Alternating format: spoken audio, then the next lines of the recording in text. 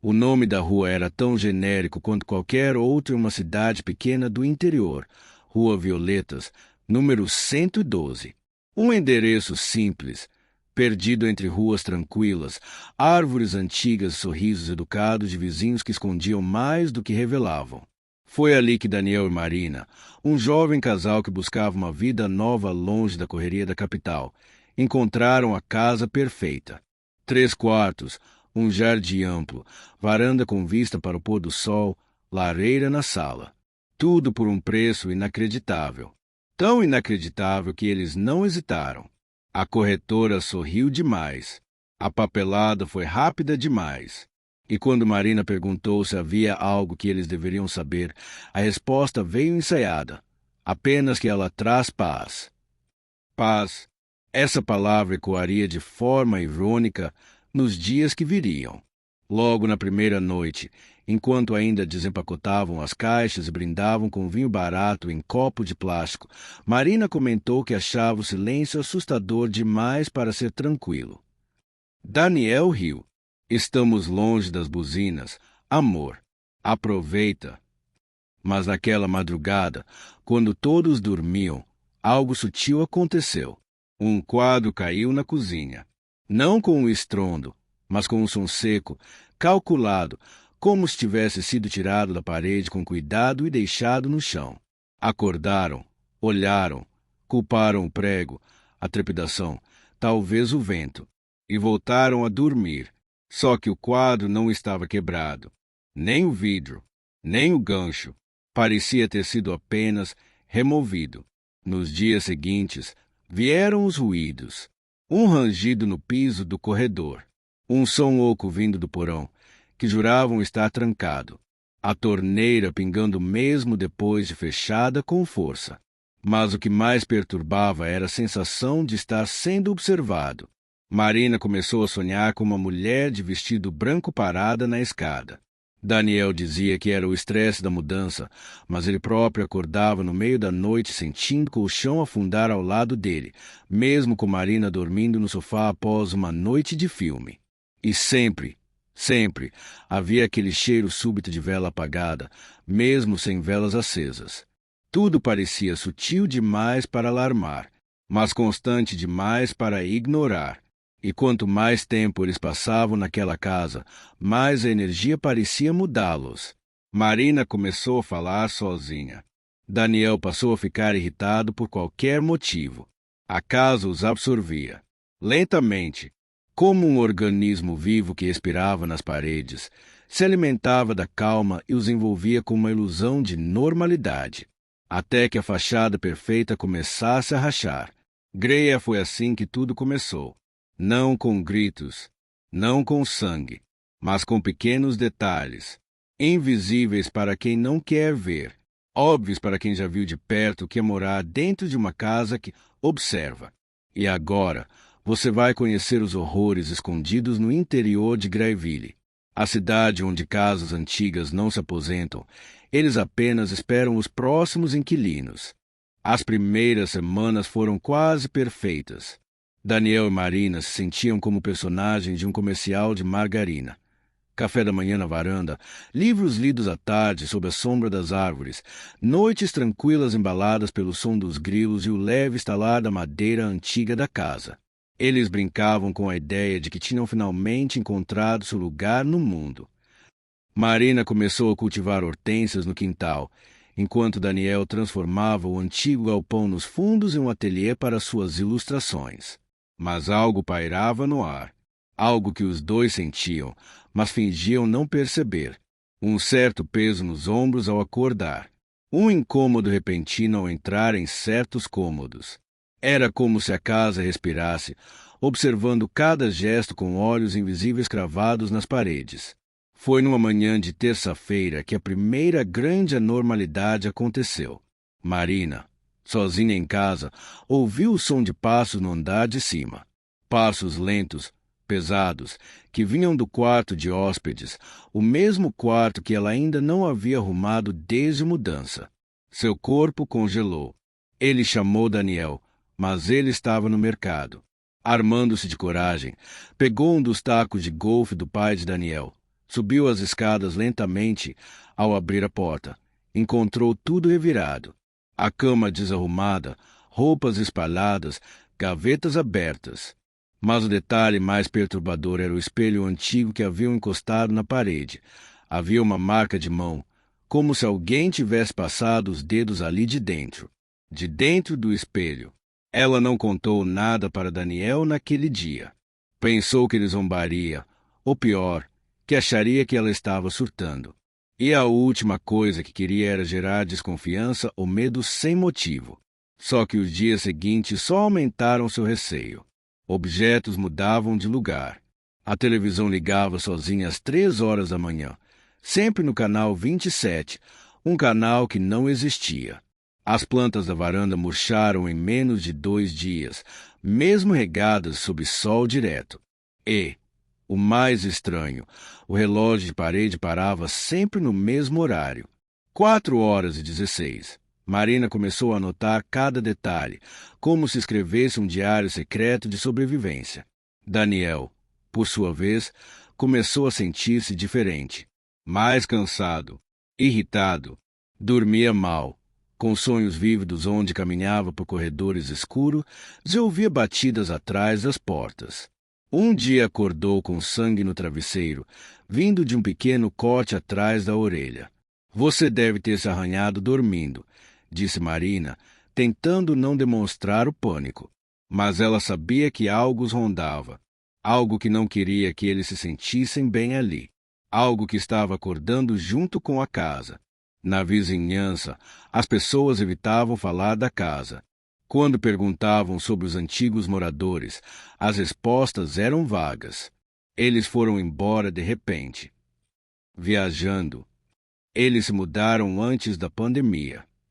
Nada fazia sentido. E tudo isso deixava Marina ainda mais alerta. Até que, numa tarde chuvosa, ela recebeu uma visita inesperada. Uma senhora idosa que dizia ter morado naquela rua há mais de 40 anos. Com olhos fundos e uma voz fraca, a mulher disse apenas uma frase antes de ir embora, sem esperar resposta. Se ainda escutarem batidas à noite, não abram a porta do porão. Nunca. A partir desse dia, Marina passou a ouvir não apenas passos, mas batidas, fortes, insistentes, sempre às 4h16, como se a casa estivesse tentando acordar algo. E eles já não sabiam se o que dormia ali estava preso, ou apenas esperando o momento certo para sair. Na noite seguinte, Daniel acordou suando frio. O quarto estava mergulhado em um breu incomum, como se até mesmo a luz da lua se recusasse a tocar as janelas. O ar estava denso, abafado, e um cheiro metálico flutuava no ambiente. Ele se sentou na cama, ofegante, tentando entender se o que ouvirá era parte de um sonho. Batidas. 3 batidas secas, profundas, como se uma mão gigante tivesse golpeado a porta do porão com os nós dos dedos. Olhou para Marina, que dormia inquieta ao seu lado, e por um momento pensou em acordá-la. Mas algo fez parar. Era como se a casa o testasse, como se estivesse desafiando sua coragem. Resolveu descer sozinho, movido por um instinto que ele não reconhecia como seu. Cada degrau rangia sobre seus pés, e o som ecoava de maneira exagerada. Quando chegou à cozinha, tudo estava em ordem, exceto pela porta do porão, que agora estava entreaberta. Ele se lembrava de tê-la trancado com cadeado, dias antes, por precaução. A corrente pendia frouxa do trinco, como se tivesse sido desfeita com facilidade. Uma brisa gelada subia lá de baixo, trazendo com ela um leve sussurro que ele não conseguia decifrar. Daniel aproximou-se, segurando uma lanterna, e desceu 3 degraus. A escuridão era espessa, e a luz da lanterna mal penetrava o breu. Foi quando sentiu algo se mover lá embaixo. Rápido, silencioso, instintivamente, recuou e fechou a porta com força, trancando-a novamente com mãos trêmulas. Subiu correndo e não conseguiu dormir o resto da noite. Na manhã seguinte, Marina encontrou 3 arranhões longos na porta do porão, como se algo tivesse tentado sair. Mas ela também encontrou outra coisa, algo ainda mais perturbador. Um caderno antigo, escondido atrás das louças da cristaleira. Era um diário. Pertencia a uma mulher chamada Elisa Ramos, a antiga moradora da casa. As últimas anotações estavam manchadas e escritas com pressa, mas foi possível ler um trecho em especial. Eles não querem que a gente vá embora. Eles escolhem, esperam, se alimentam da presença. Toda casa viva tem fome. A partir daquele ponto, Daniel e Marina passaram a investigar mais. Eles encontraram no sótão uma caixa com fotos antigas da família Ramos. Nelas, crianças que pareciam normais, mas que ao longo dos anos sumiam das imagens, como se estivessem sendo apagadas aos poucos. Em uma das fotos, Marina reconheceu o espelho do quarto de hóspedes, mas refletia algo que não fazia parte da imagem, uma figura ao fundo, escura, com olhos brilhantes, escondida atrás da porta entreaberta. O mesmo espelho, a mesma porta. Quando confrontaram o corretor que vendera a casa, ele desconversou. Disse que vendia imóveis herdados de uma imobiliária extinta, que não sabia detalhes. Mas antes de desligar, deixou escapar. Se vocês ouviram as batidas, talvez seja melhor sair logo. Nem todo mundo tem a sorte de perceber os avisos. Daniel não queria desistir. Orgulhoso, insistia que era só paranoia. Já Marina sentia a presença. Não apenas sentia, ela ouvia sussurros quando estava sozinha. Via vultos no canto dos olhos. Um dos quadros na sala caía sempre às quartas-feiras, exatamente às 16 horas. Até o cachorro do vizinho se recusava a passar perto da cerca. A casa não queria que eles partissem. Ela queria que eles fizessem parte dela, como os outros antes deles. E o relógio, parado há dias, voltou a funcionar naquela noite. Marcava exatamente 4h16. A partir daquela noite, a casa em Grayville começou a mostrar seus dentes. Não de forma escancarada, mas com pequenos gestos, como quem estuda presa antes do ataque. Na manhã de segunda-feira, Marina encontrou a geladeira aberta, com a luz interna piscando freneticamente, como se estivesse prestes a queimar. Alimentos espalhados pelo chão, leite derramado, ovos quebrados. Daniel jurava que ninguém havia descido durante a madrugada. No entanto, Marina lembrava com nitidez de um barulho metálico, como se algo tivesse se arrastado pela cozinha enquanto ela tentava dormir. E, ainda que tentasse racionalizar tudo, talvez um curto, talvez um gato que entrou pela janela, havia sempre aquela sensação de que as explicações eram insuficientes. Como se a lógica estivesse sendo corroída aos poucos pelas beiradas da realidade. No final daquela mesma tarde, ao lavar o rosto no banheiro, Daniel notou que o espelho embaçado deixava entrever mais do que seu reflexo. No vapor formado pela água quente, surgiram letras, palavras, como se dedos invisíveis estivessem escrevendo do outro lado. Não saiam. Ele esfregou o espelho, mas a frase ainda estava lá, gravada de alguma forma, como uma tatuagem de medo sobre o vidro. Naquela noite, ele não falou nada para Marina, mas começou a evitar olhar diretamente nos espelhos da casa. Já era difícil lidar com a própria imagem, quando havia constante dúvida de que talvez ele não estivesse sozinho ali. 2 dias depois, um novo evento. A caixa de som da sala começou a funcionar sozinha, mesmo desconectada da tomada. Tocava uma gravação distorcida, onde vozes infantis sussurravam nomes repetidamente. Elisa, Elisa, Elisa, seguido de uma risada fraca e longínqua. Daniel desligou o aparelho. No segundo seguinte, a TV da cozinha se acendeu com uma estática cortante. Marina presenciou tudo e, pela primeira vez, chorou na frente dele. O medo tomava forma. Saía das paredes, dos objetos, dos cantos escuros. Não era mais só a casa, era tudo ao redor, contaminado por algo antigo, persistente, que parecia acordar com a presença deles ali. Marina sugeriu ir embora. nem que fosse por uns dias. Daniel, ainda tentando manter o controle, insistiu que chamaria um técnico, faria uma checagem elétrica, talvez até procurassem um padre. Ela não quis rir, mas teve vontade. A coisa não era elétrica, não era psicológica, era espiritual, era invisível e faminta. Ao final da conversa, enquanto discutiam na varanda, a luz da garagem se acendeu sozinha. E por um breve momento, Marina jurou ver uma sombra parada bem no centro da luz, parada e imóvel, como se estivesse os observando. E então sumiu, antes que ela pudesse gritar. Naquela mesma madrugada, Daniel ouviu passos pelo corredor. Lentamente, ele se levantou e seguiu o som. Ao abrir a porta do quarto de hóspedes, encontrou a cama arrumada e o abajur ligado, mesmo sem ninguém ali. No criado mudo, uma fotografia antiga que eles nunca tinham visto antes. Era a fachada da casa, décadas atrás. E ali, na varanda da foto, uma figura humana de cabelos longos e vestido branco. No verso da imagem, uma frase escrita à mão. Todos nós moramos aqui, um dia. Alguns ainda moram. E foi assim que eles entenderam. A casa não estava assombrada. A casa era assombração. No dia seguinte, Marina insistiu que fossem até a cidade vizinha para respirar outros ares.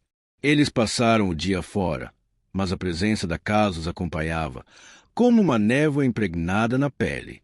Quando voltaram no final da tarde, algo estava diferente. A porta da frente estava destrancada. Daniel jurava ter trancado ao sair, e Marina lembrava perfeitamente de ouvir o som da chave girando. A desconfiança se transformou em um silêncio tenso, e os dois vasculharam a casa juntos, cômodo por cômodo. Nada parecia fora do lugar, mas a atmosfera estava mais pesada, como se o ar tivesse engrossado, cobrindo os móveis com uma camada invisível de pressentimento. O chão rangia diferente, e os quartos pareciam mais frios, apesar do calor do lado de fora. Naquela noite, enquanto Marina tentava dormir, sons começaram a ecoar pela casa. Primeiro um tilintar leve, como sinos distantes. Depois, arranhões, como se unhas percorressem a madeira do rodapé. Daniel pegou o celular para gravar, mas a tela tremia e a gravação travava em estática. Marina se encolheu na cama, sentindo o colchão vibrar levemente, como se alguém andasse ao redor, circulando o quarto. De repente, a porta do guarda-roupa se abriu lentamente. Não havia vento, nem motivo, apenas aquele rangido lento e grave, seguido por um sussurro que ambos ouviram. Vocês estão atrasados. Nos dias seguintes, as manifestações se tornaram frequentes. Objetos mudavam de lugar. Cortinas se abriam sozinhas no meio da madrugada. A água do chuveiro esquentava e esfriava com violência, queimando a pele de Daniel uma vez e depois congelando os dedos de Marina. Ela começou a ter pesadelos com uma mulher de vestido sujo e olhos fundos, que andava pela casa chamando por alguém chamado Clara. Sempre que acordava, ouvia a mesma voz ecoando, distante, como se ainda estivesse no quarto. A casa estava viva e se alimentava do medo. Daniel, cada vez mais abalado, resolveu procurar registros antigos da propriedade. Ele foi até a prefeitura de Grayville e passou horas em arquivos empoeirados. Descobriu que a casa fora construída nos anos 40 e pertencer à família Ainsworth, um nome que não significava nada para ele, mas se aparecia em vários recortes de jornal. Uma notícia em especial chamou sua atenção. Em 1958, a filha mais nova dos Ainsworth desapareceu misteriosamente dentro da casa e o caso nunca foi resolvido. Um vizinho havia relatado ouvir gritos naquela madrugada, mas nada foi encontrado. O nome da menina, Clara Ainsworth. Ao chegar em casa com as informações, Marina estava no canto da sala, encolhida, com os olhos fixos na parede. Ela apontava para uma rachadura no reboco e dizia: "Ela falou comigo. Ela disse que está presa." Daniel olhou para a parede e viu que a rachadura formava o contorno de algo que parecia um rosto. Não havia mais dúvidas. Eles não estavam lidando com simples ruídos ou assombrações passageiras. A casa tinha uma história, e aquela história estava se desenrolando de novo, com eles como protagonistas. Naquela noite, antes de dormir, Marina disse uma frase que Daniel jamais esqueceria. Talvez a gente nunca tenha sido os donos dessa casa. Talvez a casa tenha nos escolhido. E com isso, eles entenderam que o que quer que habitasse Greyville não queria apenas assustá-los. Queria lembrá-los de algo, ou puni-los por algo que nem sabiam ter cometido. E o mais assustador de tudo, a sensação crescente de que, se não partissem logo, talvez nunca mais conseguissem. Na manhã seguinte, um silêncio anormal pairava sobre Greyville. Não era só a ausência de sons comuns, como o canto dos pássaros, o leve sopro do vento entre as árvores. Era como se o próprio tempo estivesse preso ali, congelado. Marina acordou primeiro e ficou alguns minutos observando o teto, tentando entender por que o ar parecia tão denso. Ao se levantar, notou pegadas escuras no corredor de madeira. Eram marcas de pés descalços, como se alguém molhado tivesse caminhado dali até o quarto de hóspedes. O problema, eles não tinham convidados, e tampouco andaram descalços na noite anterior. Daniel, vendo aquilo, apenas murmurou. Ela entrou. Eles passaram o dia inteiro tentando agir com normalidade. Foram ao mercado da cidade, sorriram para os moradores, fingiram que a casa era só uma casa. Mas por dentro, eles estavam esgotados. Começavam a esquecer pequenas coisas. A geladeira que fora abastecida sempre parecia vazia.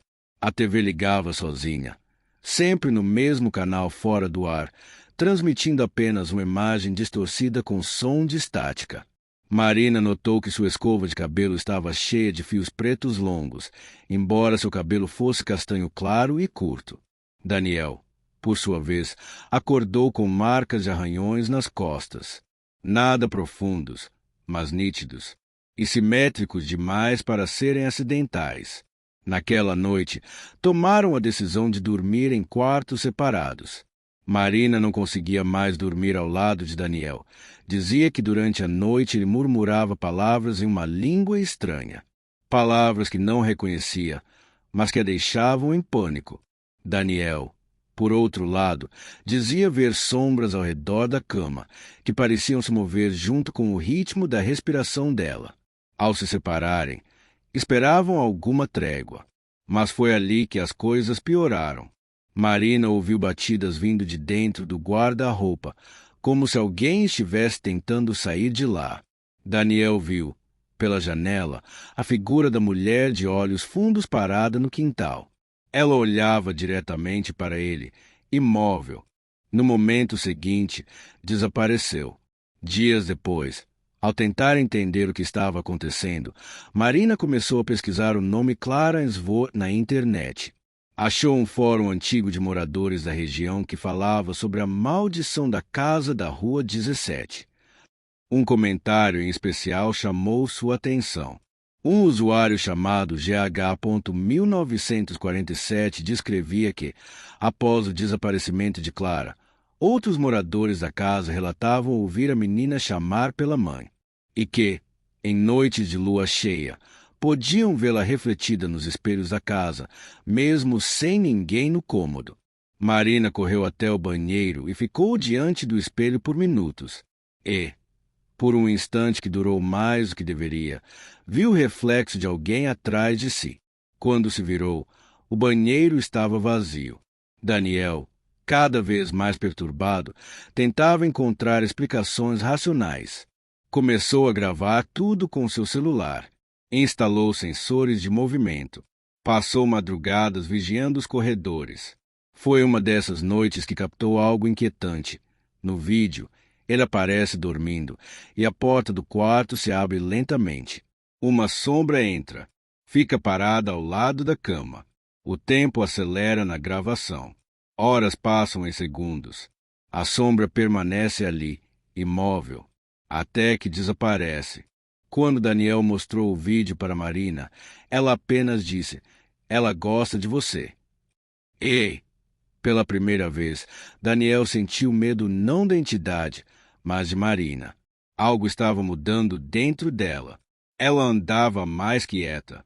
Falava sozinha. Certa noite, Daniel a encontrou sentada na escada, encarando a porta da frente. Ela sussurrava: "Ela quer que eu fique. Disse que é minha casa agora."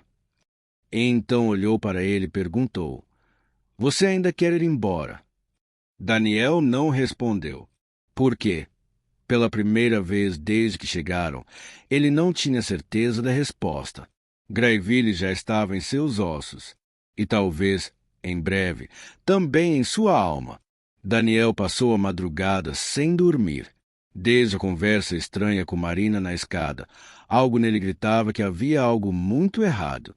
O olhar dela tinha mudado, estava mais distante, vazio, como se fosse apenas uma sombra do que era antes. Enquanto ela dormia, ele desceu até o porão, determinado a entender o que aquela casa escondia. No fundo do cômodo, atrás de uma estante empoeirada, encontrou uma porta velha de madeira, com símbolos esculpidos que pareciam antigos demais para estarem ali. Trancada, e a sensação de que algo do outro lado observava, deixou Daniel gelado. Aquela casa estava escondendo algo, e esse algo queria sair. No dia seguinte, Marina contou ter sonhado com uma mulher de véu preto flutuando no jardim. "Ela quer me mostrar o que aconteceu aqui", disse ele, com uma calma assustadora. Daniel foi até a biblioteca da cidade e encontrou registros antigos sobre a Rua 17. Descobriu que a casa pertenceu a Helena Grey, uma jovem que desapareceu misteriosamente nos anos 50. O detalhe mais perturbador: um bilhete rabiscado no verso de uma ficha dizia: "A última que tentou fugir foi enterrada viva." Naquela noite, tudo piorou. A porta do porão se abriu sozinha. A cozinha ficou um caos, com pratos caindo e a luz piscando. Marina, imóvel, encarava uma faca fincada na bancada. E então, um grito ecoou do andar de cima. Quando Daniel correu até o quarto, encontrou Marina ajoelhada, os olhos completamente brancos, murmurando: "Ela entrou, ela está aqui." Pouco depois, ela desmaiou. Na manhã seguinte, Marina não lembrava de nada, mas Daniel sim. E agora ele sabia que não estavam mais lidando com simples barulhos ou objetos se movendo. A casa estava viva e queria algo deles. Daniel passou o dia seguinte buscando explicações. Ele pegou o carro e voltou para a biblioteca para vasculhar ainda mais os arquivos sobre a propriedade. Lá encontrou um artigo antigo do jornal local. "Jovem mulher encontrada morta no porão da casa na Rua 17. Sinais de ritual macabro." A descrição batia com os símbolos da porta escondida no porão.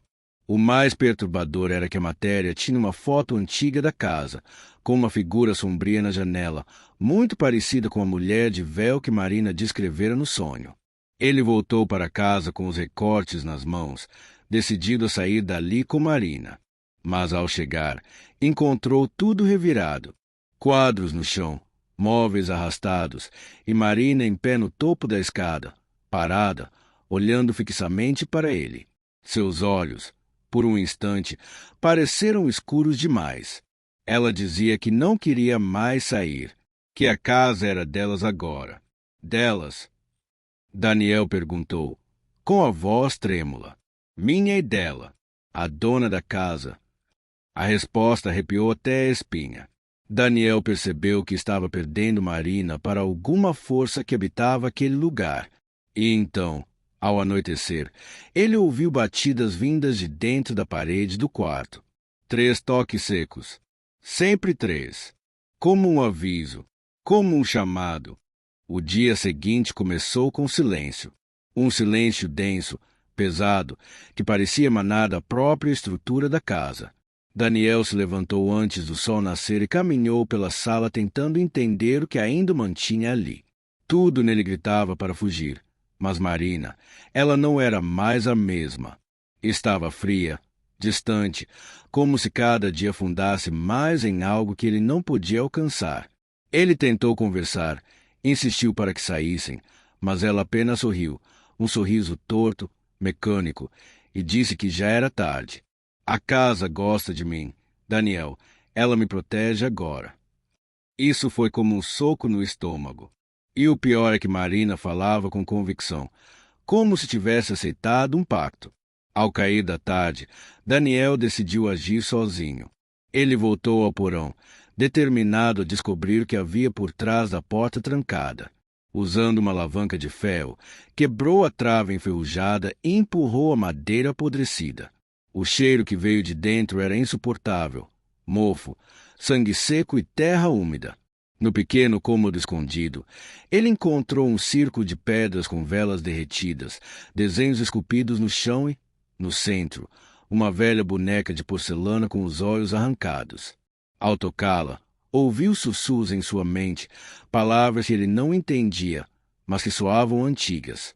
Daniel recuou, ofegante, e ao sair do porão, viu Marina na porta, observando em silêncio.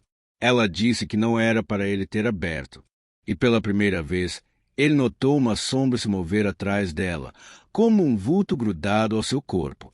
Naquela noite, as luzes da casa começaram a piscar sozinhas. O relógio da parede andava para trás. E no espelho do banheiro, Daniel viu o reflexo de Marina sorrindo, mesmo ela estando do lado oposto da casa. Não era mais paranoia. Aquela casa estava viva. E agora, parecia saber que ele queria fugir. Daniel ficou paralisado diante do espelho por longos segundos, encarando aquele reflexo que não fazia sentido. O coração disparou no peito como um tambor de guerra, e ele sentiu a garganta secar.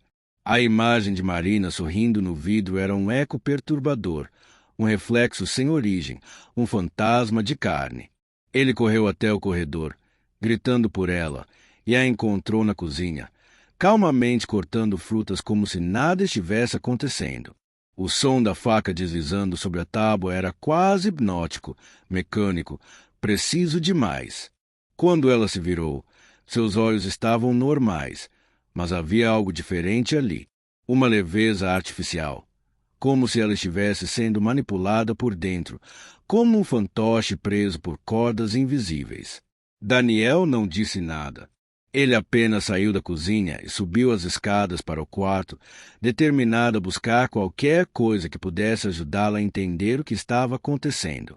Vasculhou gavetas, revirou caixas, tentou lembrar de qualquer detalhe nos papéis da imobiliária que pudesse explicar a origem daquela casa. Foi então que ele encontrou um envelope escondido dentro da caixa de ferramentas no armário. Era antigo, com bordas amareladas e um cheiro forte de mofo. Dentro dele havia uma carta escrita à mão, com tinta desbotada e caligrafia irregular. O conteúdo era um aviso. Um antigo morador dizia que a casa estava com fome, que ela se alimentava das pessoas que ali moravam. E quando não conseguia mais sugar a sanidade delas, fazia com que se votassem uns contra os outros. A carta terminava com a frase: "Se você leu isso, ainda pode escapar. Mas se você ouviu os sussurros, então ela já escolheu você." Um calafrio percorreu a espinha de Daniel. Aquela mensagem parecia ter sido escrita para ele. Com as mãos tremendo, voltou ao porão e acendeu uma das velas esquecidas no chão. O fogo dançou por um instante. No reflexo da chama, ele viu as paredes respirando. Sim, respirando, como se a casa tivesse um corpo pulsante por trás do concreto, como se estivesse viva em carne e osso. As marcas no chão começaram a brilhar com uma luz vermelha fraca, e uma voz, sussurrada, rouca, chamou seu nome. Ele olhou para trás, e ali estava Marina, mas dessa vez, com os olhos completamente negros, como poços vazios. Ela sussurrou: "Ela quer que você fique, amor. Ela quer que a gente seja um só com a casa." Daniel fugiu dali às pressas. Subiu, trancou a porta do porão e se encostou na parede, ofegante, suado, como se tivesse corrido uma maratona. A casa, aos poucos, foi ficando silenciosa de novo. Silêncio demais. Ele percebeu então que já não se tratava mais de Marina. Ela havia sido tomada. talvez desde a primeira noite. E agora, ele estava sozinho, sozinho numa casa que respirava, pensava e queria que ele ficasse para sempre. Daniel tentou manter a calma, mas o que viu no porão não saía da sua cabeça. As marcas no chão, a sensação de que a casa respirava, o olhar vazio de Marina. Tudo isso era demais para ignorar. Nos dias seguintes, ele passou a evitar aquele cômodo, mesmo sentindo que algo chamava de volta. Marina também estava diferente, mais distante, fria, às vezes parada por longos minutos olhando para o nada, como se ouvisse vozes. Daniel tentou conversar com ela, mas as respostas vinham lentas, desconexas e sempre terminavam com um sorriso estranho, como se ela estivesse escondendo algo. Na tentativa de entender o que estava acontecendo, Daniel começou a investigar a história da casa. Ele vasculhou a internet, arquivos antigos, registros da prefeitura. Descobriu que, décadas antes, ali funcionava um orfanato improvisado, dirigido por um pastor rigoroso e isolado do restante da comunidade. Boatos diziam que várias crianças sumiram sem explicação, mas nada nunca foi provado. A estrutura do orfanato foi reformada e transformada na casa atual, e o terreno mudou de donos várias vezes, quase todos saindo repentinamente ou sem deixar rastros. Aquela carta antiga que ele encontrara estava começando a fazer sentido. A casa tinha um passado sombrio, e parecia que ele e Marina haviam sido apenas os próximos escolhidos. Os dias seguintes à descoberta do passado da casa mergulharam Daniel em um ciclo vicioso de paranoia e desconfiança. Cada canto parecia esconder um segredo. Cada barulho, por mais sutil, soava como um sussurro vindo de algo respirando nas paredes. Enquanto Marina se tornava quase uma sombra de si mesma, Daniel se sentia cada vez mais solitário na luta contra uma força que ele não entendia. Ela andava pela casa como se estivesse anestesiada, falando pouco, encarando o vazio, respondendo perguntas com frases vagas.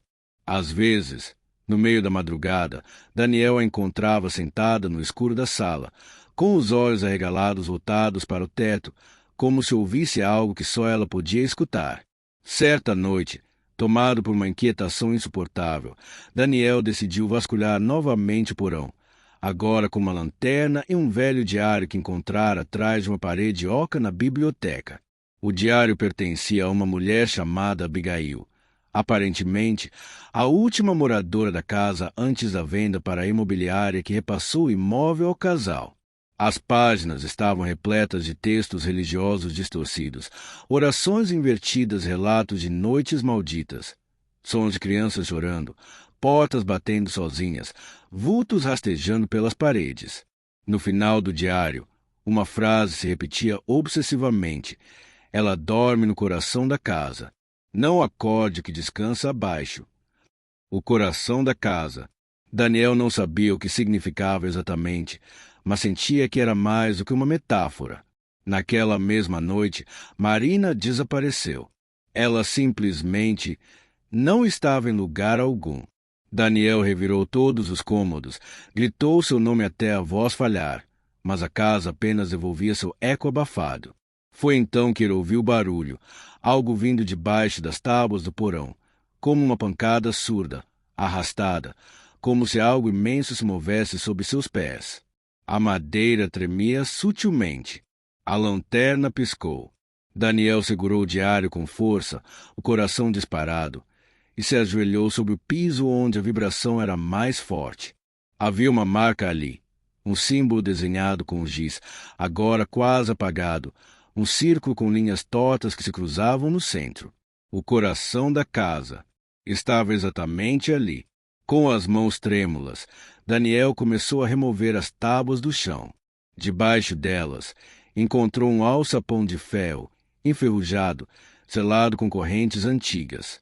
Havia símbolos entalhados na superfície, semelhantes aos do diário. Ele hesitou.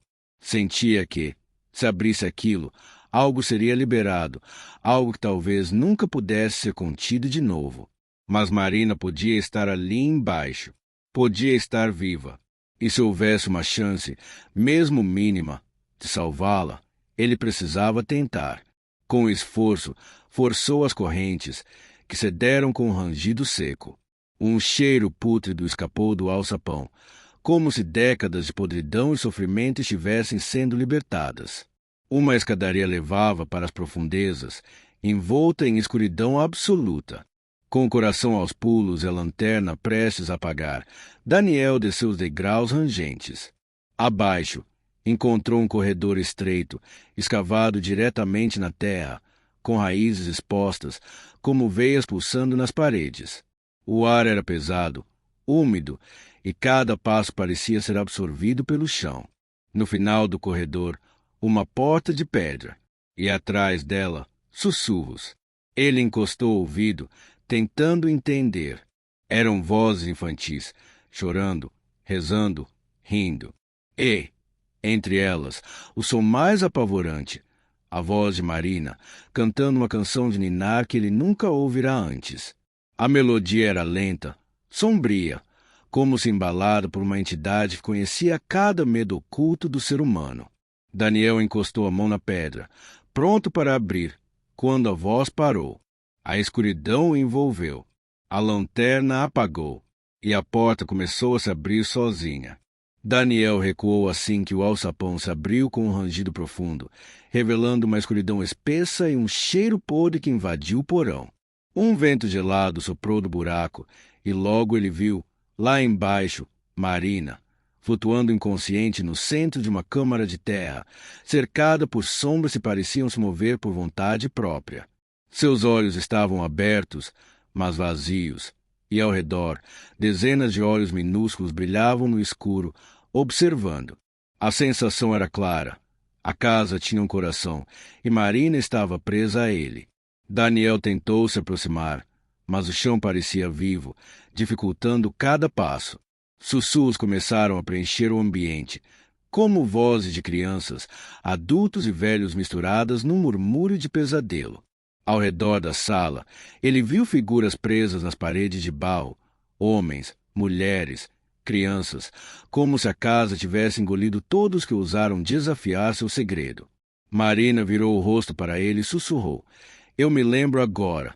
Daniel hesitou, mas decidiu agir. Correu até ela, e no momento em que tocou sua mão, tudo estremeceu. Um grito coletivo ecoou das paredes. O chão se partiu. A escuridão pareceu se erguer como uma onda. Ele a puxou nos braços e subiu com dificuldade, enquanto o porão desmoronava atrás dele. Conseguiu atravessar a casa e sair pela porta da frente. Lá fora, a noite estava estranhamente calma. Marina ainda dormia, mas respirava. A casa, ao fundo, parecia adormecida novamente, como se estivesse apenas esperando pela próxima vez. Após escaparem da casa, Daniel carrega Marina desacordada até o carro e dirigem por horas até encontrarem socorro em uma cidade vizinha. No hospital, os médicos tratam Marina, que não apresenta ferimentos físicos graves, mas permanece abalada, com olhares vazios e pesadelos estranhos. Nos dias seguintes, o casal tenta retomar a vida longe dali, mas algo está diferente. Marina começa a agir de forma estranha, como se tivesse trazido algo da casa com ela. Quando retornam ao local para buscar os pertences, descobrem que a casa simplesmente desapareceu, como se nunca tivesse existido, e ninguém na vizinhança parece lembrar dela. A partir daí, fenômenos estranhos começam a persegui-los. Rabiscos incompreensíveis, sussurros no escuro, objetos se movendo sozinhos. Em uma noite, Marina alerta, eles estão vindo. Daniel entende que, mesmo longe fisicamente, a presença de Graeville continua com eles, e talvez nunca os deixe em paz. A tentativa de retomar a vida após a fuga de Graeville foi apenas uma ilusão. Daniel e Marina haviam deixado para trás a casa, a cidade e tudo que lembrava aquele pesadelo, mas o pesadelo não havia deixado eles. Já se passavam 3 semanas desde que chegaram à casa dos pais de Daniel, em outra região do estado, e embora estivessem fisicamente a quilômetros de distância daquele lugar maldito, algo sombrio continuava com eles. Tudo começou com sonhos. Marina acordava todas as noites exatamente às 3h15, gritando por socorro, com os olhos arregalados e a pele coberta de suor. Sonhava com vozes que sussurravam o nome dela, com a imagem na porta do porão entreaberta, revelando apenas escuridão, e com uma silhueta parada ali, imóvel, como se esperasse o momento certo para voltar. No início, Daniel achou que fosse só trauma, algo psicológico. Mas então, as coisas começaram a acontecer também com ele. Numa madrugada qualquer, enquanto ia até a cozinha buscar um copo d'água, Daniel percebeu pegadas molhadas no chão da sala. Ele seguiu as marcas até o corredor, e elas terminavam bem em frente ao quarto onde Marina dormia. A porta estava trancada por dentro. No dia seguinte, ao verificar as câmeras de segurança que haviam instalado após o trauma em Graeville, ele viu que parecia ser uma sombra atravessando o corredor lentamente, como se deslizasse ao invés de caminhar. A imagem estava borrada, distorcida, como se o próprio vídeo resistisse a mostrar aquilo com clareza. Marina começou a se isolar. Ficava horas parada diante do espelho, encarando o próprio reflexo, como se ouvisse alguma coisa vinda do outro lado. Às vezes sussurrava frases desconexas, como "a casa ainda está de pé" ou "não é sobre a casa, é sobre nós". Certa tarde, a mãe de Daniel encontrou no quintal da casa algo que arrepiou até os ossos. Era o mesmo símbolo entalhado no assoalho do porão de Graeville, agora marcado em galhos secos sobre o chão de terra.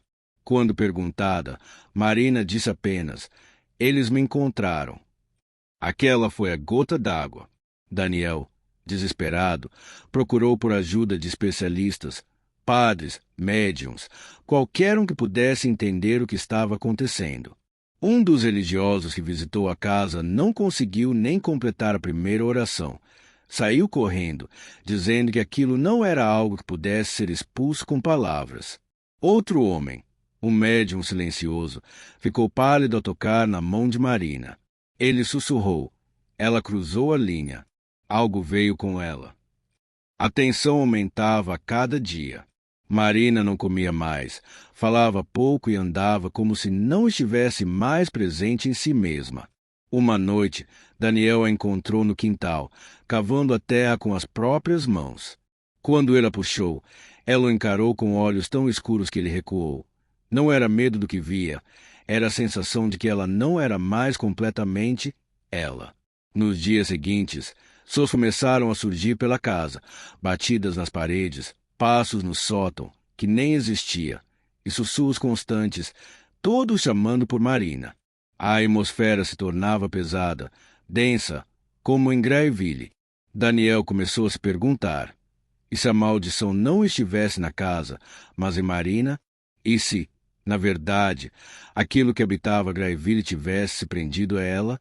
Na noite mais longa de todas, enquanto tentavam dormir, uma força invisível arremessou os objetos do quarto pelas paredes. O espelho que Marina tanto observava se quebrou em 1000 pedaços, e em cada caco refletido, Daniel viu rostos, centenas deles, todos gritando em silêncio. Marina desmaiou. Daniel tentou socorrê-la, mas uma força o empurrou contra a parede, como se a própria casa agora estivesse viva, absorvendo cada centímetro da maldição de Graeville. Quando tudo cessou, Marina acordou.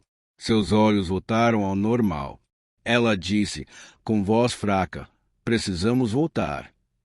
No dia seguinte, como em um pacto silencioso, os dois sabiam que fugir não era mais uma opção. Não podiam apenas deixar que aquilo continuasse com eles. Se queriam paz, precisavam encarar o mal. Eles se prepararam para retornar a Graeville, na esperança de encerrar o que havia começado naquela casa. Mas ao chegarem no local, no ponto exato onde a casa deveria estar, não havia nada. Nenhuma construção, nenhum entulho, nenhum vestígio.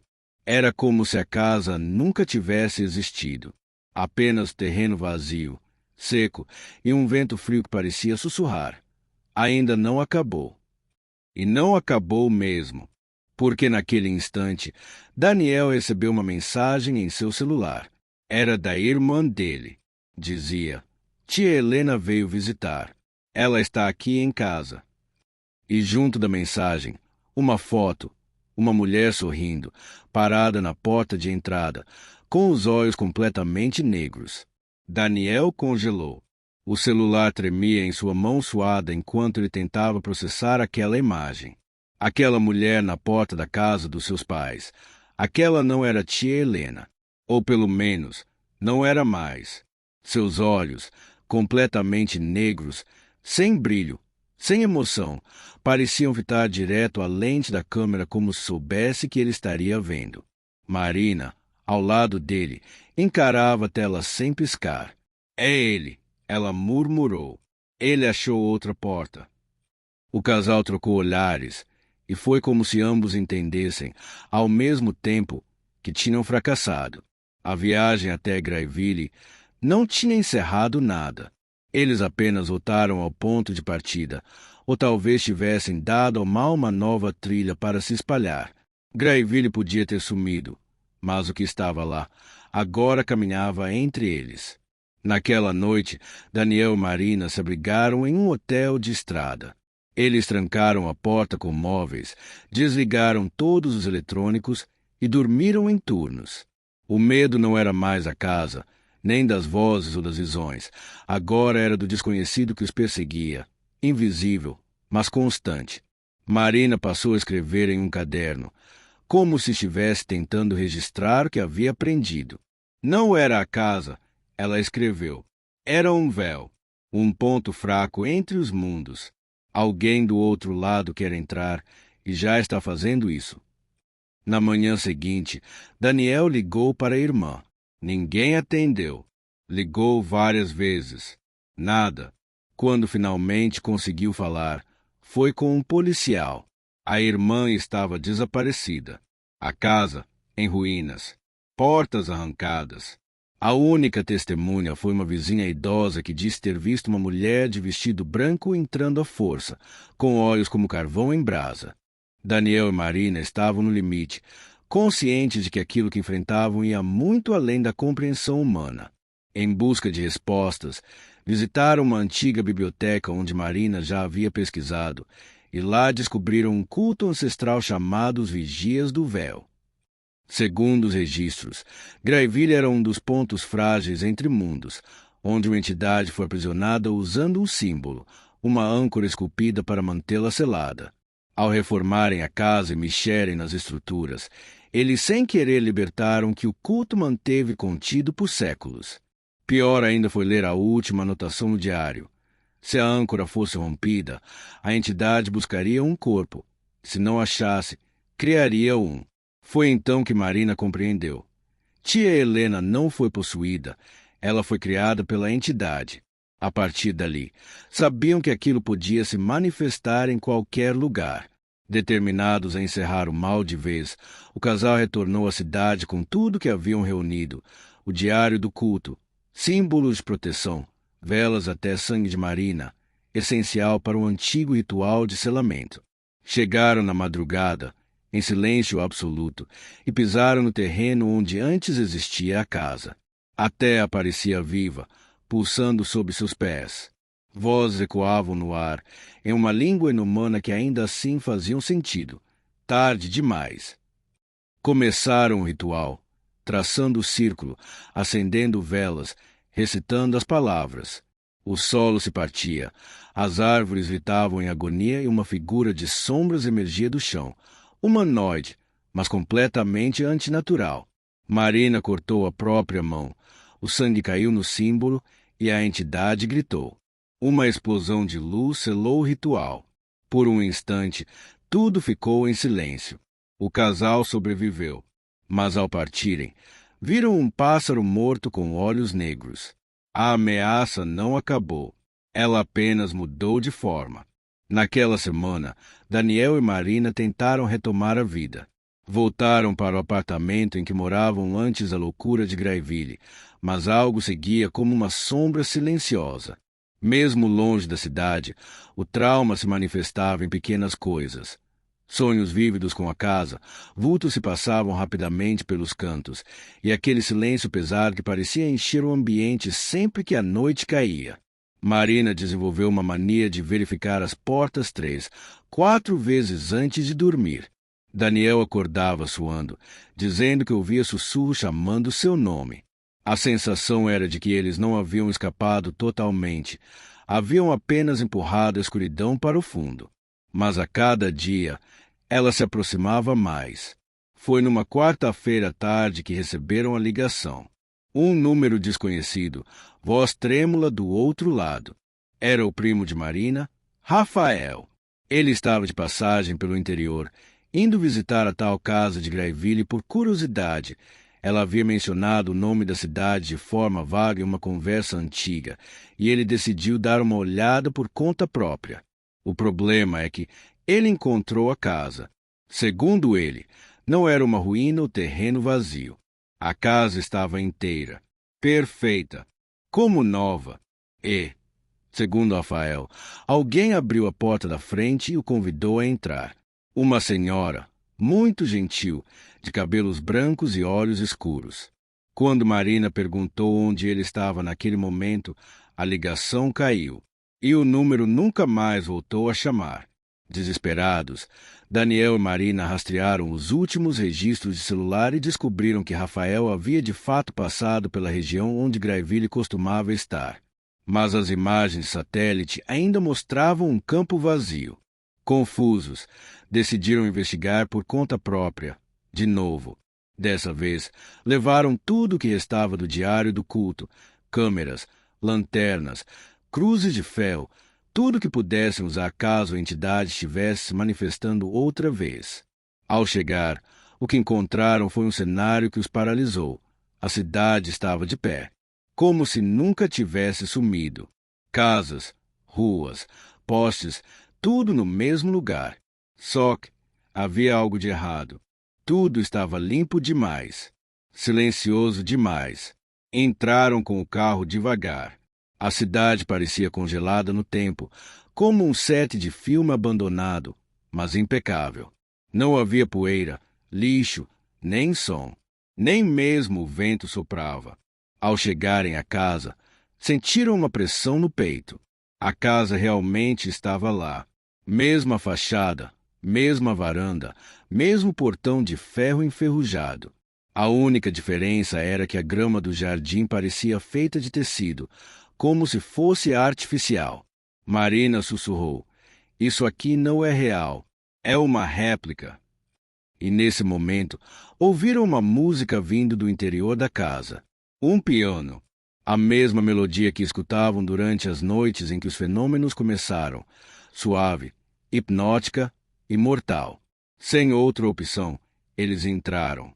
A casa cheirava a vela velha e madeira molhada. As paredes estavam intactas, mas algo nas sombras parecia se mover sozinha. Cada passo que davam ecoava como se estivessem andando dentro de uma mente viva. No corredor, encontraram uma foto em preto e branco caída no chão. Era Rafael. Ao lado dele, a mesma senhora da conexão, com um sorriso largo e olhos escuros como breu. Daniel sentiu um arrepio que atravessou sua espinha. Essa coisa estava criando um ciclo. E agora, eu queria mais pessoas. Ele estava usando rostos conhecidos para atrair vítimas. A casa havia se tornado uma armadilha. Um chamariz para curiosos, céticos, parentes de qualquer um disposto a entrar. No porão, eles descobriram uma porta que não existia antes. Uma porta de pedra com inscrições em latim. Segundo o diário, aquela era uma entrada definitiva, um portal completo para o outro lado. Ao abrirem, sentiram o ar mudar. O cheiro de podridão veio primeiro. Depois, o som. Gritos abafados, choros, vozes chamando por socorro, inclusive a voz de Rafael. Marina se ajoelhou. Daniel segurou sua mão com força. Mas ambos sabiam. Se entrassem ali, talvez não voltassem. Mas também sabiam que, se não encerrassem aquilo de uma vez por todas, a entidade continuaria se espalhando, se replicando, se multiplicando. A casa estava viva, e agora havia construído uma réplica de si mesma no tecido da realidade. Ao se encararem pela última vez antes de atravessar o portal, Marina sussurrou: "Se não voltarmos, ninguém mais pode vir aqui." Daniel assentiu. Então, entraram, e a porta de pedra se fechou atrás deles com um som surdo, abafado, como o último suspiro de alguém afundando nas trevas. O retorno à rotina foi ilusório. Mesmo com o ritual concluído e a casa reduzida às cinzas, Daniel e Marina não conseguiam encontrar paz.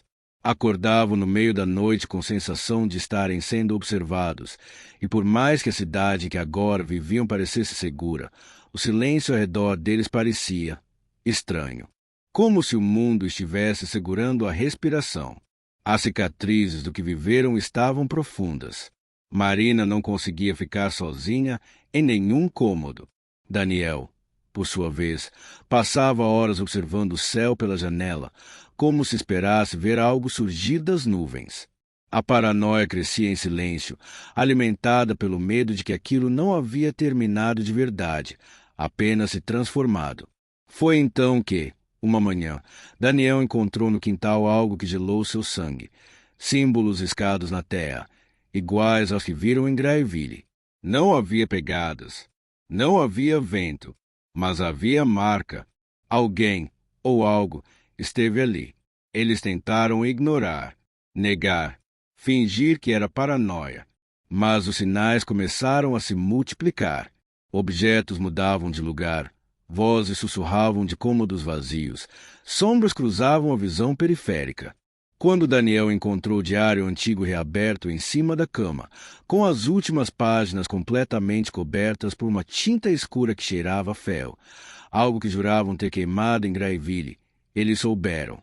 A entidade havia deixado a cidade, mas não os havia deixado em paz. Marina teve um surto. Quis fugir, sumir, abandonar tudo. Mas Daniel segurou firme. Se corrermos de novo, ela vai seguir. Ela não quer a casa. Ela quer a gente. Foi aí que decidiram voltar à origem de tudo, a linhagem de Marina. Pesquisaram registros antigos, testamentos, cartas de família. Descobriram que a linhagem dela estava conectada ao culto desde o início. A família de tia Helena havia sido guardiã da âncora, geração após geração. A casa não foi herdada por acaso. Ela foi passada adiante como um selo. E agora, com a ruptura, o elo se quebrou. Marina não era apenas uma vítima. Ela era a nova chave. A entidade estava ligada a ela. E quanto mais tempo passasse, mais fraca ela se tornaria. O tempo estava se esgotando, e o fim cada vez mais próximo. Marina começou a apresentar sinais estranhos. Primeiro foram os pesadelos, sempre com a mesma paisagem. Uma floresta seca, sem folhas, com árvores que pareciam mãos retorcidas apontando para o céu. No centro da floresta, uma figura aguardava, de costas, vestida com as roupas da tia Helena, mas com o rosto obscurecido por um nevoeiro denso e pulsante. Depois vieram os lapsos de memória. Ela acordava em lugares diferentes da casa, sem lembrar como foi parar ali. Às vezes com os pés sujos de terra, às vezes com cortes nas mãos. E Daniel, cada vez mais tenso, começou a notar tudo: os horários, os comportamentos, os sonhos. Foi nessa investigação pessoal que ele descobriu algo assustador. Os lapsos de Marina coincidiam exatamente com a hora em que ele sentiu uma presença no quarto, mesmo quando ela ainda dormia ao lado dele. Determinado a entender o que estava acontecendo, Daniel voltou à biblioteca da cidade e encontrou uma referência esquecida. Quando a âncora é rompida, o véu não se fecha, ele se adapta. Em outras palavras, a entidade agora se moldava às regras do novo mundo, e o vínculo com Marina crescia como uma raiz subterrânea, invisível e inevitável. Daniel sabia que precisava agir, mas não queria perdê-la. Ainda assim, ela já não era a mesma. Seus olhos às vezes escureciam por segundos. Suas palavras vinham com uma voz que não era a dela. E uma noite, enquanto Daniel a observava dormir, ela sussurrou, em uma língua desconhecida, com um sorriso nos lábios: "O que está feito não pode ser desfeito." Na manhã seguinte, Marina desapareceu. A cama estava desarrumada, a porta destrancada, e no espelho do banheiro havia uma única palavra escrita em algo que parecia cinza de madeira queimada: retorno. Daniel entrou em pânico. Procurou pelas ruas, ligou para hospitais, vasculhou trilhas próximas, mas só encontrou uma pista. No fundo da mochila dela, um bilhete com caligrafia trêmula, dizendo: preciso entender o que sou antes que me tornem algo pior. Daniel sabia que ela havia partido sozinha para algum lugar. Sabia também que, se não a encontrasse logo, talvez o que restasse dela não fosse mais humano. E com o tempo, uma dúvida começou a tomar conta dele. Seria possível salvar Marina, ou ela já era apenas um receptáculo esperando ser preenchido? Daniel passou os dias seguintes em um estado de vigília constante. A casa, agora vazia, parecia ainda mais viva do que quando estavam juntos. Portas rangiam mesmo fechadas, e o espelho onde Marina deixou a palavra retorno em cinzas parecia embaçado permanentemente, como se alguém respirasse do outro lado. Mas ele não podia parar. Usando pistas do diários do culto e os poucos registros que havia encontrado, Daniel traçou um padrão. Todas as manifestações mais intensas da entidade estavam ligadas a uma antiga floresta a cerca de 30 quilômetros de Graeville, conhecida como Mata de Cimeiras, um local evitado pelos moradores desde sempre, envolto em lendas e sumiços não explicados. Sem pensar duas vezes, ele pegou o carro e partiu, levando consigo apenas o diário do culto, um punhado de velas pretas, um amuleto de proteção e o frasco com o restante do sangue de Marina, que havia guardado desde o último ritual. Ao chegar à floresta, foi tomado por uma sensação esmagadora de presença. Não era apenas o silêncio das árvores, era como se elas o observassem, como se cada passo fosse ecoado por algo invisível. No centro da mata, ele encontrou um círculo de pedras negras, queimadas nas bordas, com símbolos semelhantes aos do porão da casa. E ali, ajoelhada no centro, estava Marina. Ela estava de costas, murmurando palavras num idioma gutural, repetindo a mesma frase como se estivesse em transe. Daniel correu até ela e a segurou pelos ombros, mas os olhos dela estavam completamente pretos, e a voz que saiu de sua boca não era dela. Ela me chamou. Eu fui. Agora eu sou. Daniel tentou usar o amuleto, mas Marina o arrancou com uma força que não era humana. Ele então lembrou do sangue, o sangue dela. Correu até o círculo, despejou o líquido no centro e recitou o trecho final do diário, que falava sobre o rito reverso, um ritual capaz de cortar o vínculo entre corpo e entidade. O chão começou a tremer. Marina gritou, ou a coisa dentro dela gritou, em um som agudo que fez os ossos de Daniel vibrarem. Mas ele não parou. Continuou a recitar até que Marina caiu desacordada. Quando abriu os olhos, estavam claros, humanos. Ela olhou para ele e sussurrou. Eu vi tudo, Daniel. Ela ainda está presa, mas agora ela sabe onde procurar. Eles deixaram a floresta sem olhar para trás. Marina tremia. Daniel não a soltou nem por um segundo. Daniel e Marina decidiram sumir do mapa. Mudaram de estado, trocaram nomes, queimaram tudo que os ligava à cidade de Graeville, inclusive os registros do culto e o diário, agora inúteis. Alugaram uma casa simples no interior, onde ninguém os conhecia. Passaram semanas em silêncio, sem TV, sem internet, tentando encontrar alguma normalidade entre pesadelo e olhares desconfiados para cada sombra. Mas o tempo não curava, apenas adormecia. Marina acordava todas as noites no mesmo horário, 3h03, coberta de suor, sussurrando frases desconexas que desapareciam da memória segundos depois. Daniel, por outro lado, começou a notar que o reflexo dela no espelho demorava um pouco mais para reagir. Pequenos atrasos, coisas que só alguém paranoico perceberia. Mas ele sabia que não era paranoia. Eles tinham selado a fenda, mas se não fosse só uma, foi então que Marina recebeu uma carta. Não havia remetente. Apenas um envelope pardo, com seu nome verdadeiro escrito à mão. Dentro, uma única folha. Nele, o desenho do símbolo do porão. E abaixo, uma frase escrita em letras que pareciam arranhadas. Você trouxe ela com você. Marina desabou. Daniel queimou a carta, mas o mal já estava feito. A dúvida se instalou como um vírus. Será que Marina ainda estava contaminada? Será que a entidade realmente tinha sido expulsa? Ou será que ela estava apenas esperando a hora certa para retornar? Eles começaram a monitorar tudo. Compraram câmeras, instalaram sensores de movimento, marcaram símbolos de proteção sobre os tapetes e nos batentes das portas.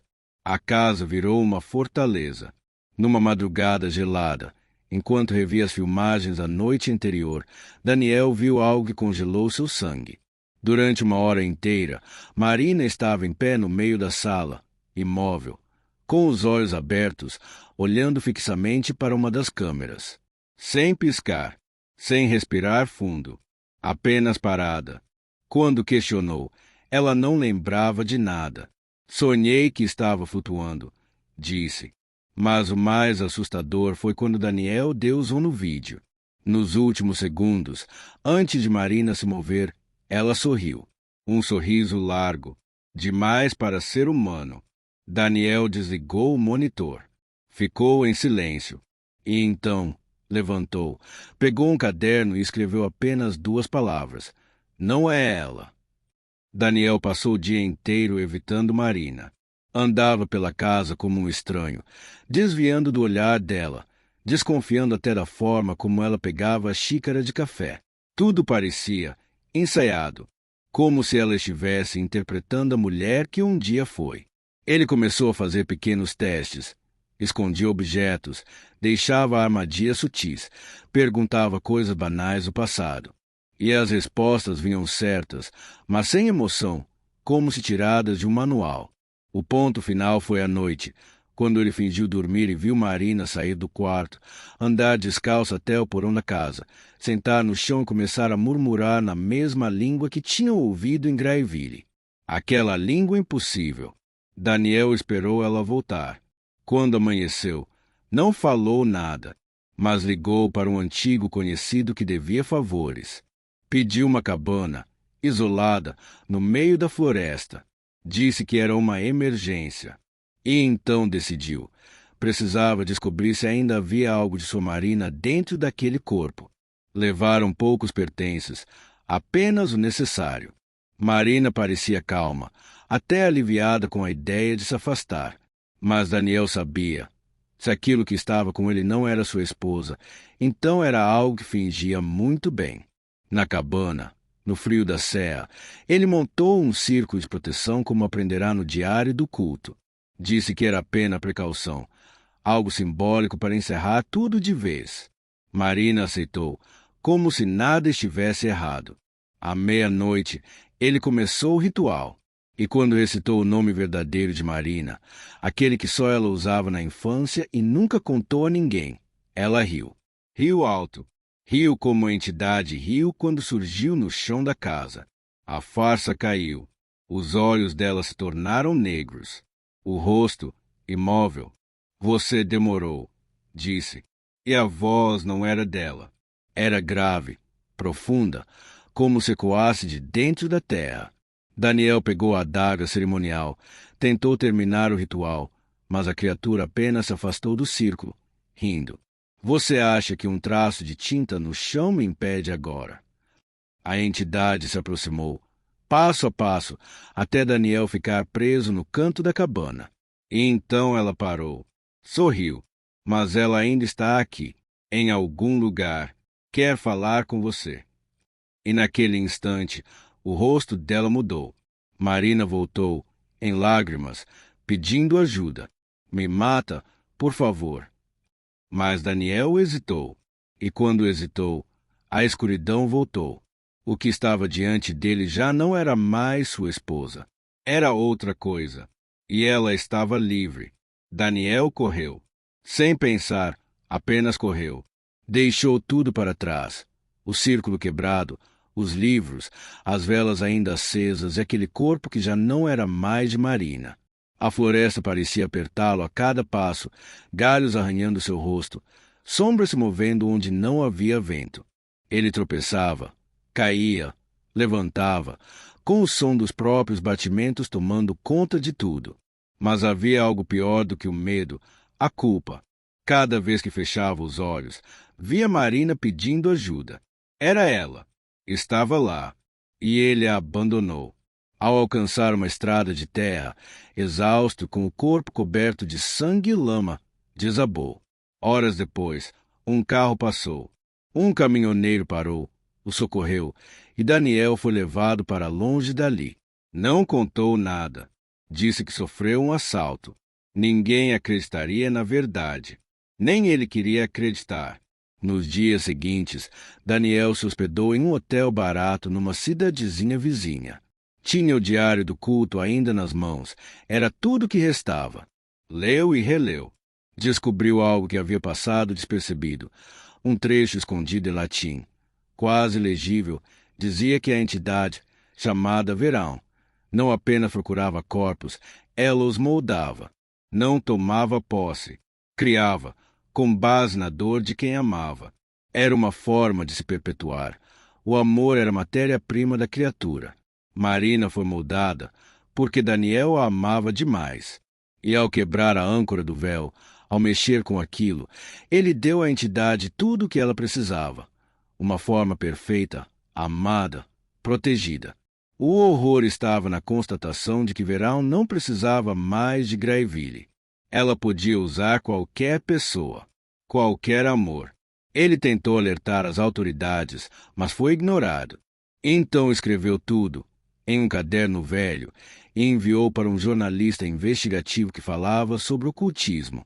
Sumiu depois disso. Passou a viver com outro nome, em lugares pequenos, fugindo da lembrança do que viu. Mas mesmo em silêncio, ele ainda sentia. Às vezes, no espelho do banheiro, via um vulto atrás de si. Às vezes, um perfume no ar, o mesmo que Marina usava. Certa noite, enquanto dormia, acordou com um bilhete preso em sua porta. Sem nome, sem endereço, sem nada. Apenas uma frase escrita com letra feminina, trêmula e familiar. Ainda estou aqui. Me liberte. Daniel chorou até o sol nascer, porque agora sabia. A batalha não havia acabado. E Verão ainda queria brincar com ele. O tempo passou. Não muito, mas o suficiente para transformar o medo em paranoia e a culpa em obsessão. Daniel já não era mais o mesmo homem. Olhos fundos, barba por fazer, mãos que tremiam sempre que seguravam qualquer coisa de vidro. A cada cidade que passava, deixava para trás um nome falso e um rastro de olhares desconfiados. Mas agora, ele estava pronto. Havia voltado para onde tudo começou. Não Graeville, essa cidade já não existia nos mapas.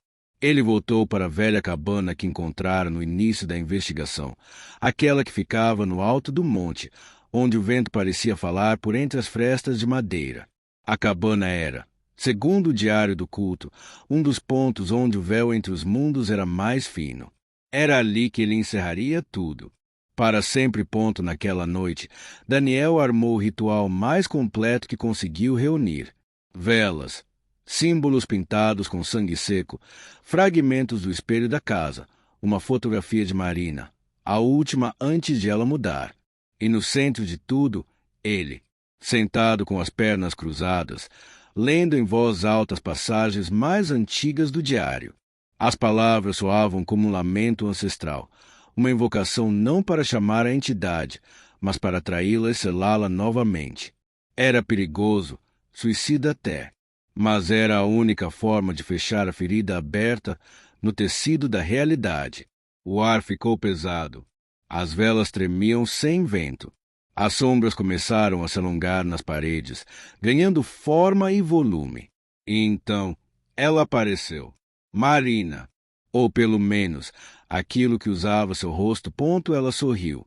Mas não era um sorriso humano.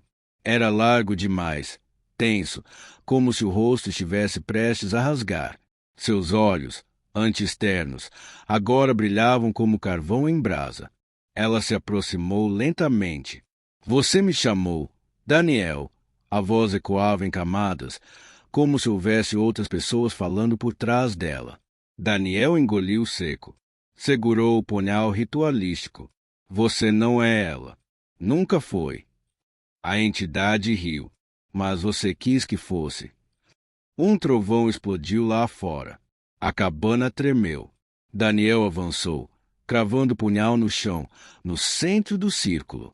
Gritou as últimas palavras do ritual, mesmo com a voz sendo engolida pelo barulho ensurdecedor de vozes que berravam em línguas perdidas. A entidade gritou também, mas de raiva, de desespero. Começou a se desfazer, como cinzas ao vento. A luz explodiu uma última vez. E tudo ficou em silêncio quando a manhã chegou. A cabana estava vazia. Não havia sinais de Daniel. Só a cinza de um círculo queimado no chão e a foto de Marina, intacta, no centro. O culto havia conseguido o que queria. Por meio de Daniel, o véu foi selado novamente. Mas essa história não terminou ali. Semanas depois, um parente distante de Daniel, que nunca acreditou nos rumores sobre sua sanidade, resolveu visitar Graeville para tentar entender o que aconteceu. Entrou na cidade abandonada, caminhou entre as ruínas. Curioso, tirou uma foto da casa destruída. Voltando para casa, ao revisar as fotos, notou algo estranho. Na janela quebrada da casa havia uma figura, olhos negros, sorriso largo, e o mesmo bilhete preso à parede do fundo. Ainda estou aqui. O mal não morre. Ele apenas muda de forma. E espera, pacientemente, por você. A figura na foto era nítida demais para ser coincidência. Não era uma distorção, nem reflexo. O homem ampliou a imagem várias vezes, tentando encontrar alguma explicação lógica, mas cada tentativa apenas o aproximava mais daquele rosto imóvel, que parecia sorrir com escárnio direto para ele. A pele era acinzentada, os olhos negros como poços. Ao fundo, uma névoa que ninguém lembrava de ter visto durante a visita. Aquilo mexeu com ele de um jeito estranho. Durante dias, teve a sensação de estar sendo observado, mesmo dentro de casa. Espelhos começaram a embaçar sozinhos. Objetos se moviam sutilmente. E durante as madrugadas, ele acordava com sussurros, dizendo seu nome de forma arrastada, como se o tempo estivesse deformando o som. A obsessão o consumiu, assim como havia feito com Daniel. Ele voltou para Graeville mais uma vez. Agora não por curiosidade, mas por necessidade. Queria acabar com aquilo, entender o que estava enfrentando. Carregava apenas uma lanterna, o celular e uma cópia impressa do diário que Daniel havia usado. Encontrou a antiga casa em ruínas, mas a sensação era de que ela ainda respirava, como se suas paredes, mesmo demolidas, tivessem vontade própria. Entrou no terreno e sentiu imediatamente a temperatura cair. O ar ficou denso, difícil de respirar. Era como se estivesse atravessando uma membrana invisível. O celular parou de funcionar. O silêncio era absoluto, e a floresta ao redor parecia ter parado de viver. Ele se aproximou da porta de entrada, ou do que sobrou dela, e sussurrou: "Eu sei que você está aqui." E então o chão tremeu. Uma rachadura se abriu bem diante dele, e um som grave emergiu, como um grito contido de milhares de vozes presas. Uma névoa escura começou a sair do solo, subindo lentamente e se espalhando pelos entulhos. No meio daquela fumaça viva, os olhos surgiram, os mesmos da foto. E a voz, agora muito mais clara, falou: "Você veio por livre vontade. Isso facilita as coisas." O homem tentou correr, mas os pés pareciam colados ao chão. Tentou gritar, mas sua voz sumiu no ar. A névoa o envolveu por completo, e por um instante tudo se apagou. Quando ele acordou, estava no meio da estrada, a quilômetros de Graeville, com o diário em mãos, mas com uma página extra que nunca tinha visto antes. Nela estava escrito: o ciclo continua, um sempre será escolhido, e o véu nunca ficará fechado por muito tempo. Essa foi a última anotação antes dele desaparecer completamente. Seu carro foi encontrado à beira de uma estrada deserta, com a porta aberta e o motor ainda ligado. No banco do passageiro havia apenas a foto ampliada da casa. Mas agora, ao fundo da imagem, uma nova figura surgia, menor, com traços familiares, e um sorriso idêntico ao de Daniel. O mal havia escolhido um novo rosto, e com ele, uma nova chance de atravessar. O ciclo de Graeville não terminou. Ele apenas recomeçou. A figura na foto revelava mais do que uma presença. Era o sinal de que algo escapara de Graeville. O homem, obcecado, voltou à cidade em ruínas em busca de respostas e encontrou horror esperando por ele. Envolvido por uma névoa escura e vozes que não pertenciam a este mundo, ele foi consumido. Dias depois, seu carro apareceu abandonado, com o diário de Daniel no banco e uma nova página escrita à mão. O ciclo continua. O véu nunca fica fechado por muito tempo. Na última imagem registrada, agora surgia uma nova figura ao fundo, sorrindo. Graeville não foi o fim. Foi o recomeço. Anos se passaram desde o último confronto em Graeville. A cidade desapareceu dos registros oficiais, como se tivesse sido engolida por uma falha na realidade, sumida não apenas do mapa, mas da memória coletiva. Nenhum site, jornal ou arquivo do governo mencionava seu nome. Como se a cidade tivesse sido apagada pela própria força que tentaram conter. Marina e Daniel seguiram suas vidas, mas jamais voltaram a ser os mesmos. Mudaram de cidade, assumiram novos nomes, tentaram criar uma nova rotina. Marina passou a evitar espelhos. Daniel, por sua vez, deixou de confiar na própria sombra. O trauma era como uma cicatriz invisível. Não doía, mas estava sempre lá, latente, lembrando de que algumas feridas não cicatrizam. As noites eram os momentos mais difíceis. Marina tinha pesadelos recorrentes com o porão da casa, com o sorriso largo da entidade, com o sangue pingando no centro do símbolo. Ela acordava aos gritos, suando frio, e Daniel a abraçava em silêncio, sem palavras. Ele também sonhava, mas seus sonhos eram diferentes. Sonhava que caminhava em lugares que não existiam, onde o céu era escuro demais e as estrelas pareciam olhos.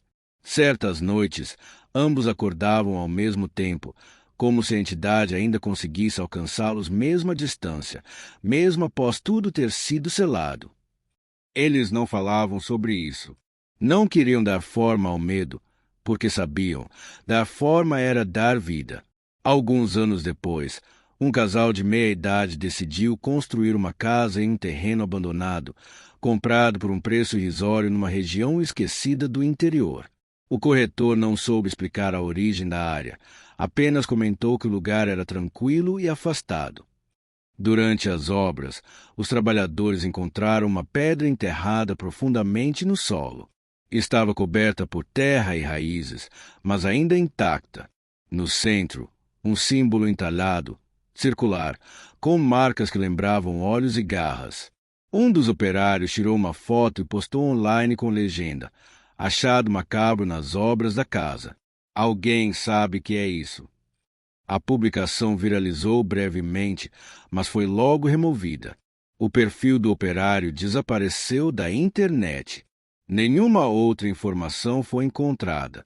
No mesmo dia, Marina sentiu uma forte tontura enquanto caminhava no centro da nova cidade onde moravam. Parou subitamente e segurou a cabeça. Sussurrou: está acontecendo de novo. Daniel a encarou, pálido, como se já soubesse.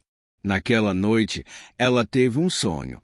Estava diante da antiga casa, só que agora em ruínas, e alguém a chamava do porão, com a voz de sua tia Helena. A câmera da casa nova dos operários registrou barulhos estranhos durante a madrugada. No canto da tela, um vulto pequeno, que parecia um pássaro, ficou pousado por horas em cima da laje em construção.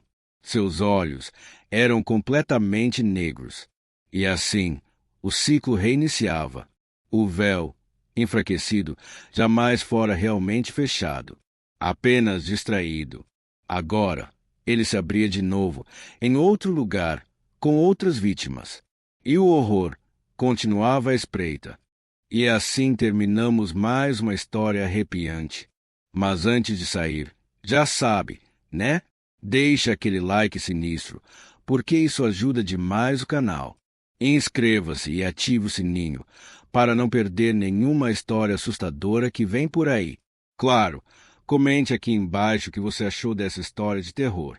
E não se esqueça, compartilhe esse vídeo com alguém que adora um bom terror.